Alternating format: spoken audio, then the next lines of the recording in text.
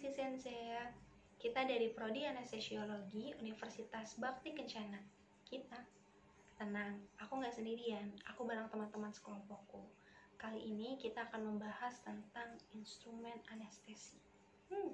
Penasaran kan? Sebelum lanjut ke video pembahasan, jangan lupa untuk like, comment, and subscribe.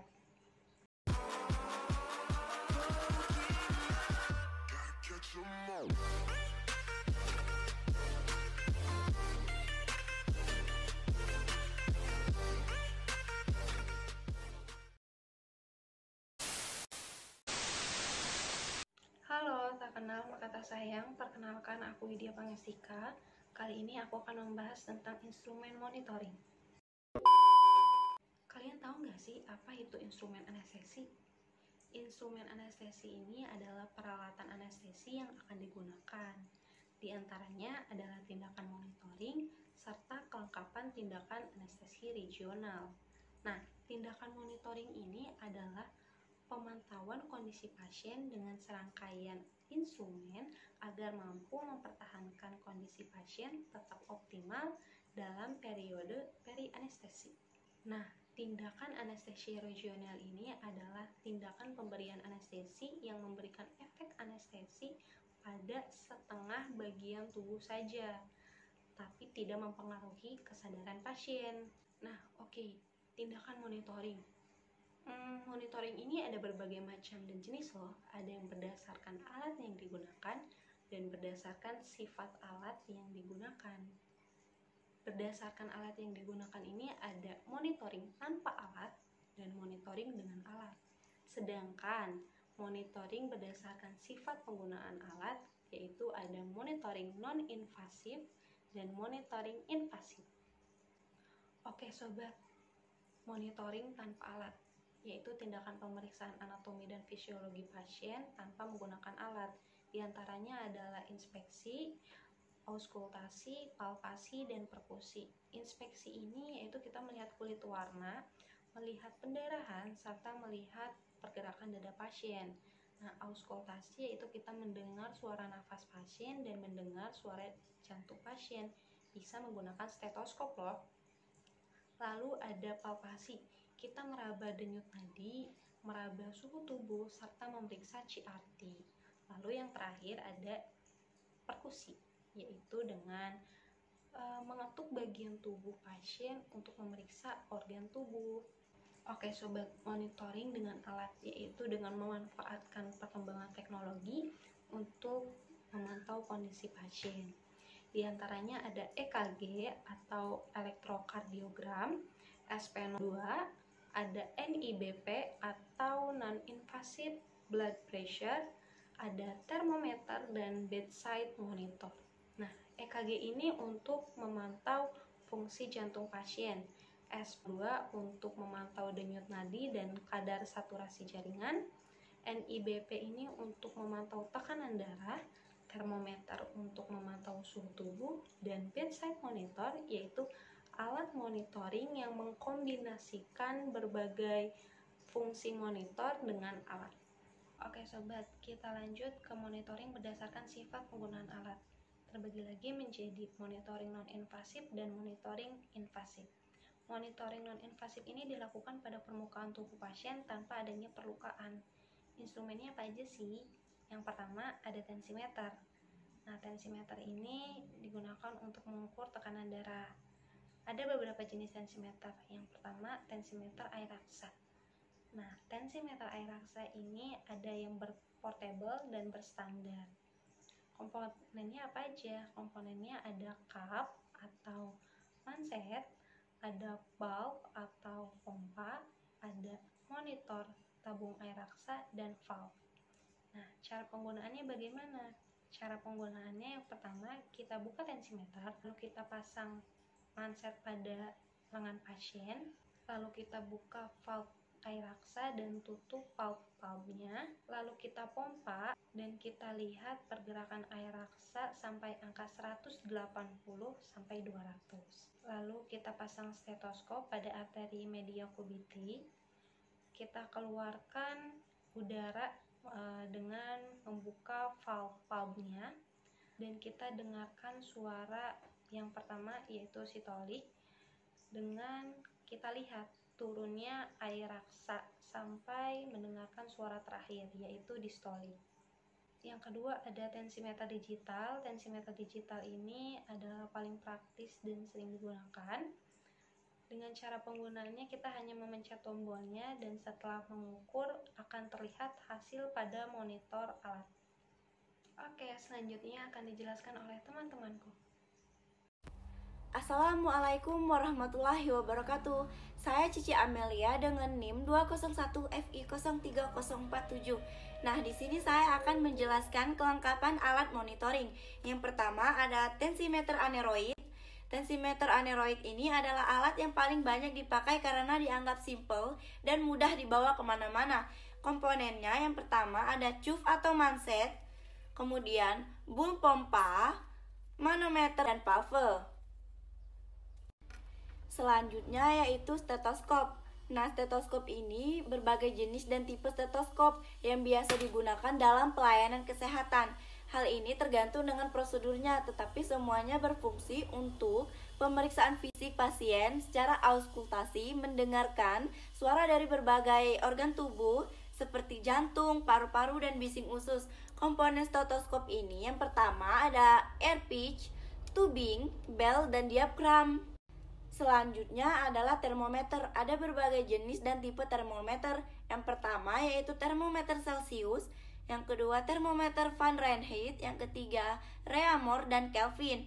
Ini berfungsi sebagai alat untuk mengukur suhu tubuh.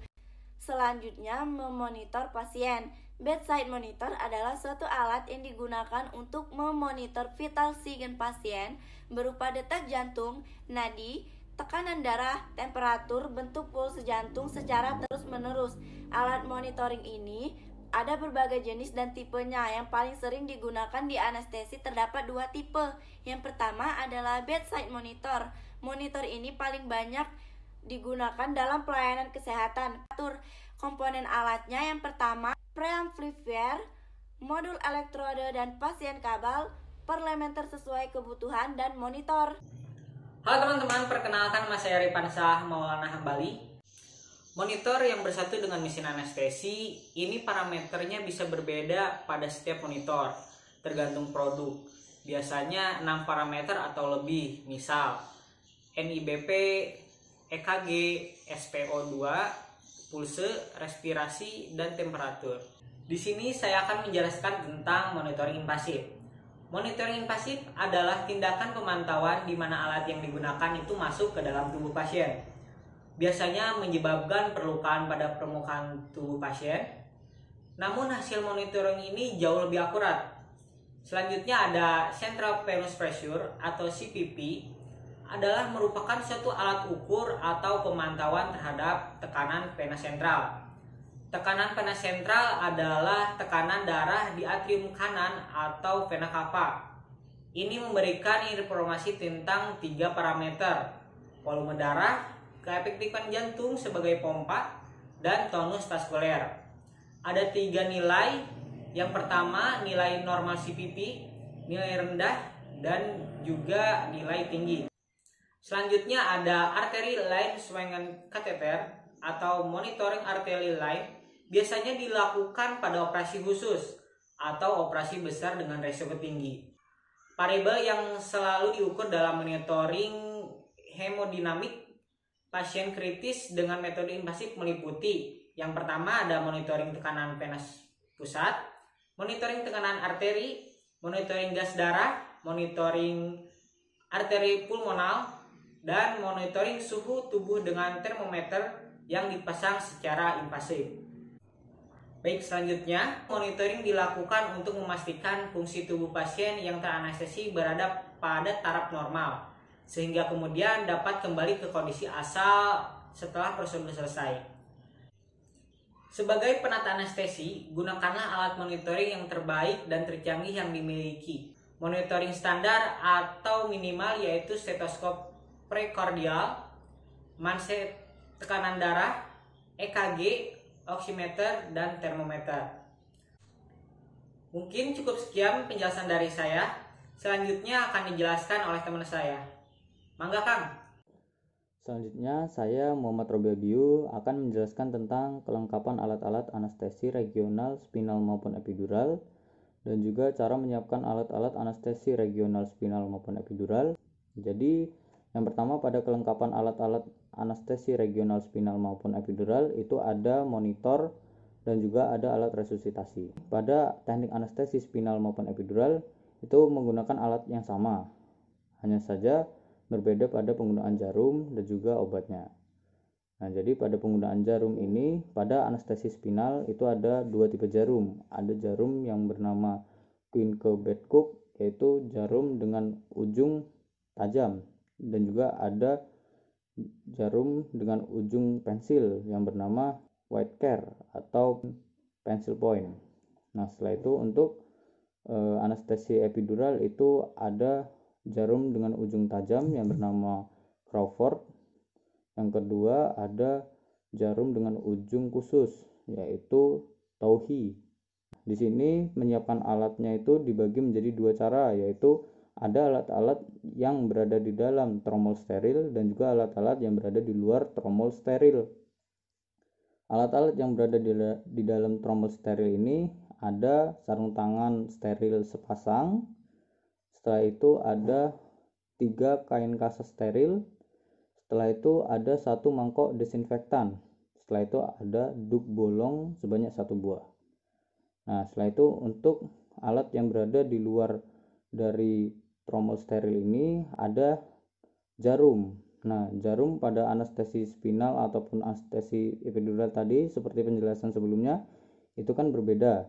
Obat yang diberikan pada anestesi spinal ini ada obat seperti lidocaine, bupivacaine, dan juga ropivacaine sebanyak 2-3 cc. Setelah itu untuk anestesi epidural ada obat Marcaine sebanyak 0,25%. Nah, setelah itu untuk obat tambahan itu pada anestesi spinal dan epidural seperti obat opioid. Untuk spuit yang di bawah itu spuit yang dipakai 10 cc, 5 cc, 3 cc sebanyak 1 buah. Berlaku pada teknik anestesi spinal maupun epidural. Nah, setelah itu plester obat penunjangnya itu pada anestesi spinal dan epidural sama seperti membawa obat sedatif, pedrin, antiemetik, dan membawa obat analgetik. Khusus pada teknik anestesi epidural itu tingkat dari analgetiknya harus mencapai T4 sampai T6. Untuk teknik analgesia spinal, yang pertama setelah dilakukan monitor, tidurkan pasien misalkan dalam keadaan posisi lateral decubitus ataupun duduk, beri bantal kepala agar tulang belakang tetap stabil. Buat pasien membungkuk maksimal agar prokesus spinosus mudah teraba. Nah, perpotongan antara garis yang menghubungkan kedua garis crista iliaca, misalnya L2 sampai L3, tusukan pada L1 sampai L2 atau di atasnya yang berisiko trauma terhadap medula spinalis. Oke sobat Anestesian Z, thank you for watching. See you the next on video.